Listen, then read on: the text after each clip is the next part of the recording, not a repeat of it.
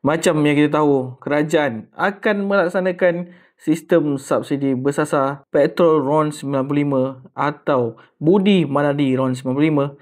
Jadi ini semua perkara yang korang kena tahu pasal budi 95. Perkara yang pertama, budi 95 ni tersedia untuk semua warga negara Malaysia tanpa mengira tahap pendapatan dengan lesen memandu yang aktif layak secara automatik. Perkara kedua, budi 95 tidak memerlukan sebarang pendaftaran tambahan namun perlu menggunakan MyCard untuk urusan pembelian. Perkara yang ketiga, budi 95 akan dilaksanakan secara menyeluruh bermula 30 September 2025.